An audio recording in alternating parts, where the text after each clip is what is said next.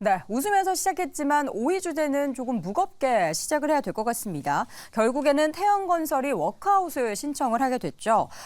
그 전부터 계속해서 좀 부정적인 이야기가 들려왔는데 결국에는 이게 현실로 됐습니다. 자세한 이야기 좀 정리해 주시죠, 태보 고수. 일단은 태영건설 같은 경우에는 3개월 전부터 이슈가 좀 있었습니다. 그리고는 그 3개월 전에 나왔던 이슈가 어찌 보면 언론사를 통해서 먼저 흘러나왔고 그 부분에 대해서 소송을 걸겠다라는 이슈도 있었는데 이후에는 계속해서 이제 태영건설 관련돼 가지고 부동산 PF가 좀 문제가 되고 있다라는 언급이 많이 됐었고요. 그리고는 어젯밤 기준으로 어제장 기준에서 나왔던 뉴스는 이번 달 내에 이제 워크아웃을 신청하게 될 것 같다라는 얘기가 나왔고 실제로 지금 보시면은 400억 정도의 규모의 어찌 보면은 이제 그 빚을 이제 변제하기가 조금 문제가 있으면서 그 부분에서 이번에 좀 큰 규모로 어찌 보면은 도급순위 20위권 내에 큰 건설사가 이제 워크아웃에 돌입했다라는 뉴스가 오늘 오전 중에 나왔다라고 보시면 될 것 같습니다.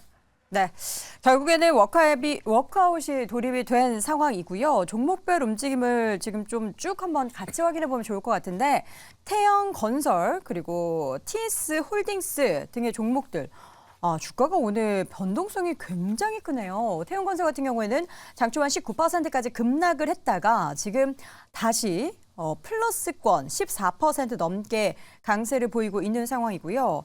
TY홀딩스 같은 경우에도 장중에 지금 상승으로 돌아섰고 SBS의 주가는 6%대로 여전히 강세 움직임이 나타나고 있는 상황입니다. 지금 사실 처음에 이 워크아웃설이 돌았을 때 이 태영건설 쪽에서는 극구 부인을 했습니다. 강력 부인을 했는데 터진 것 같고요. 최대한 이제 막아보려 했는데 어쩔 수 없는 불가피한 상황이 연출된 것 같기도 하고. 근데 저는 그것도 그건데 주가의 변동성이 너무 크거든요. 김대중 교수님. 네. 이게 막 마이너스 20%까지 갔다가 지금 플러스권으로 돌아선 이 단기간의 변동성은 뭐라고 해석해야 될까요? 태영건설이 현재 그 거래 정지로 알고 있는데요.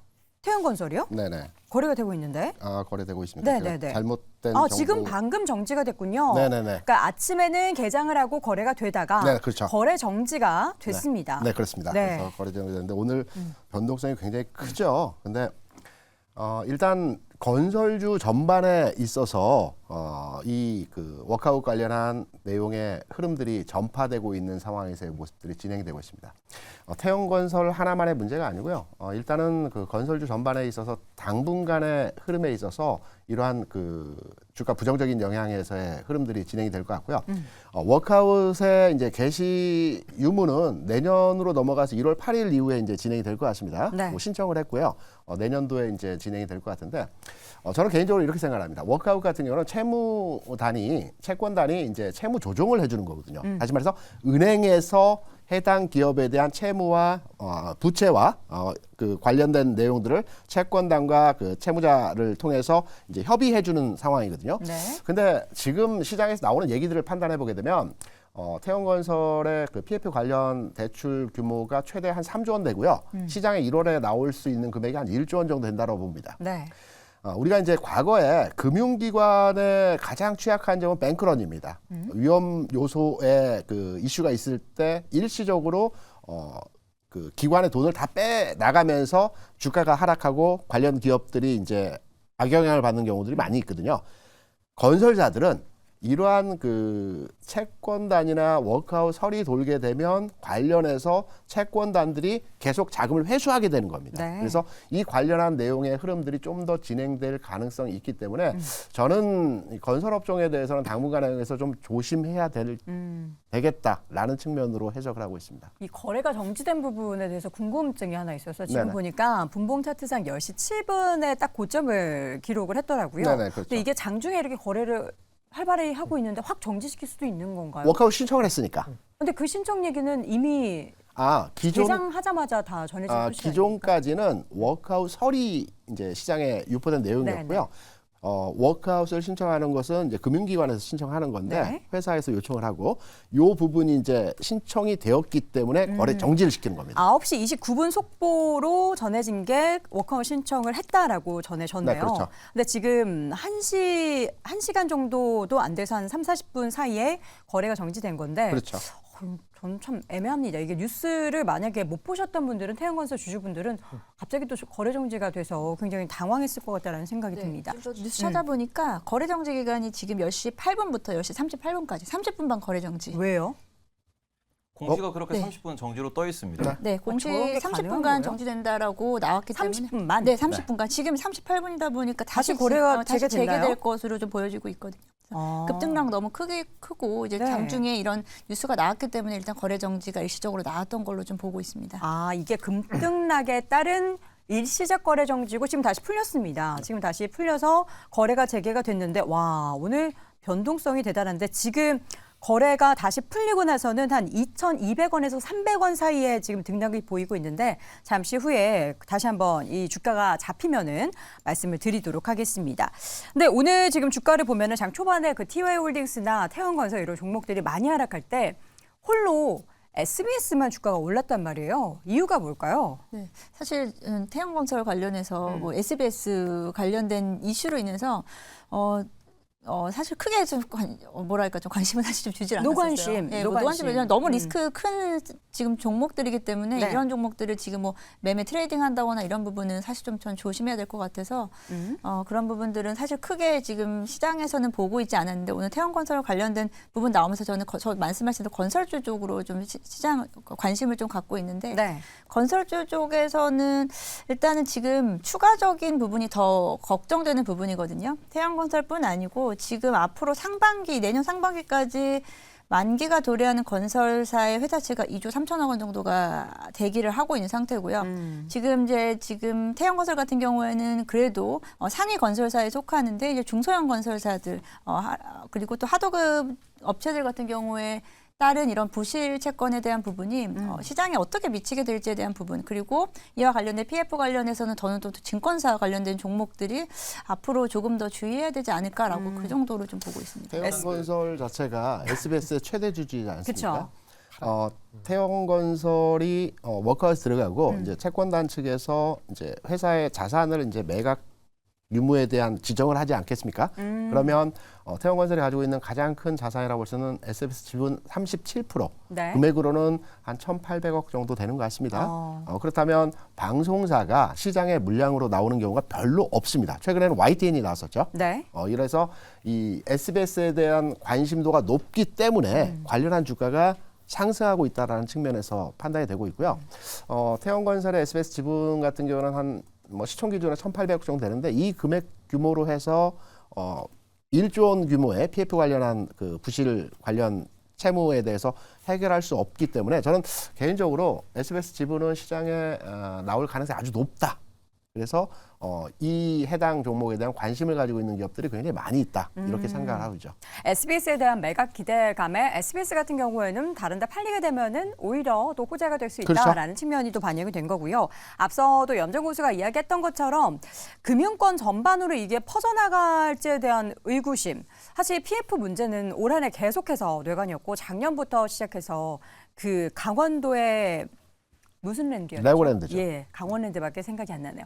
레고랜드 사태로 인해서 촉발됐었던 PF 문제가 네. 올해는 굉장히 어떻게 보면 조용했단 말이죠. 네. 근데 이게 금융권 전반으로 김정일 교수님 리스크가 확대될 수 있을까요? 확대될 수 있죠. 확대될 수 있는데 네. 내년 총선이 있잖아요. 총선. 언제 나올 수 있느냐, 끌고 가느냐 그것만 남았다고 보고요. 아, 요거를 눌러두느냐, 총선 이후로 이연시키느냐. 제1금융권까지 확대될 거라고 지금 보지는 않는 상태인 것 같아요. 제2금융권은 저축은행 이런 쪽은 익스포저 많이 돼 있고 네. NPL 같은 경우가 그 무수익 여신 이런 경우가 이런 관련되는 PF 토지담보 이런 쪽은 5배 이상 늘어났기 때문에 언제 터져도 문제가 아닙니다. 문제가 아닌 게 아니고 놀랍지가 않습니다.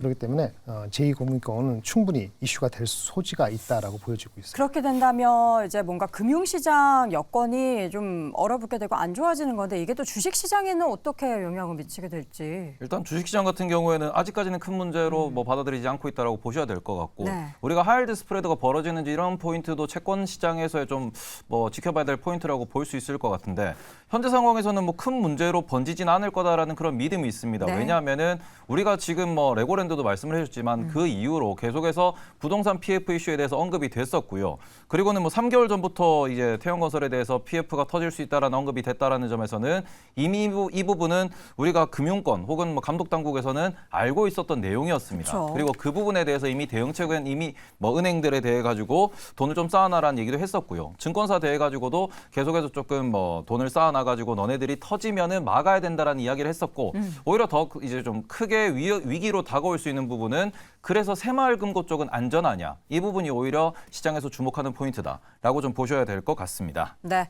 그 이- PF 관련해서 말씀을 네. 드리면 제1금융권, 그러니까 우리가 알고 있는 은행들 있지 않습니까? 네. 은행들은 PF와 관련이 없습니다. 통상적으로 PF와 관련이 있는 것들에 대한 금융기관은 저축은행이고요.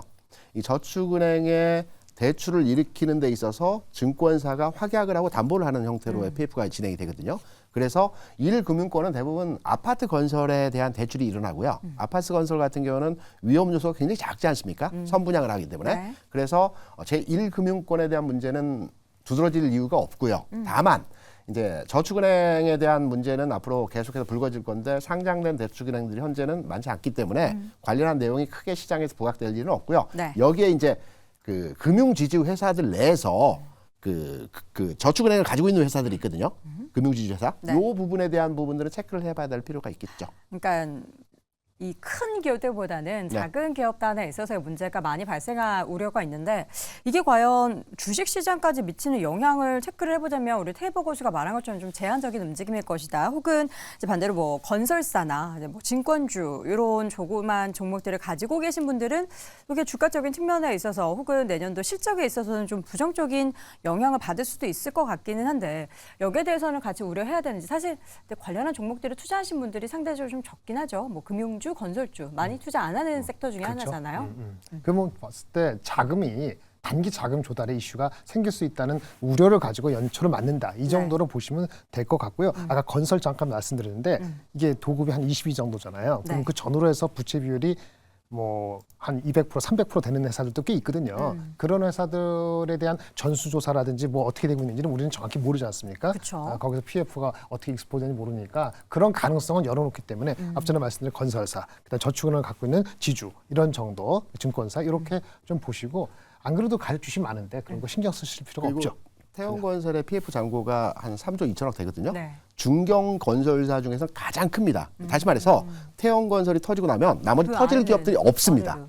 그러니까 지방에 상장되어지지 않은 비상장 회사들은 일부 위험성이 있을 수는 있겠지만 네. 상장 회사로의 전파되는 확장성은 없다라고 판단이 됩니다. 가장 PF 대출이 큰 기업이기 때문에 네. 이게 터지고 나면 나머지 기업들은 좀 소소하다라고 판단하셔도 되겠죠. 이 제가 한 달 사이에 봤던 기사 중에서 우리나라 500개 정도의 중소형 건설사들이 폐업을 했다라는 소식이 전해졌습니다. 그러고 나서 지금 한 2, 3주 사이에 태형건설의 워크아웃 소식이 전해지다 보니까 어쨌든 PF 관련해서 누르고 있고 좀 막고 있고 했는데 결국에 터지게 되면은 이게 사람이 관련된 섹터가 아니고 관련된 부분이 뭐 시장에 좀 제한적인 움직임이라고 해도 심리적인 부분에서 좀 위축이 나타날 수 있지 않을까 투자 심리에서 그런 부분에 대해서는 어떻게 그렇게 생각하세요? 당연히 보겠죠. 그러니까 주식은 이럴 때일수록 경기가 안 좋거나 아니면 이런 걸 터지고 나면은 퀄리티 있는 주식으로 모이게 돼 있어요.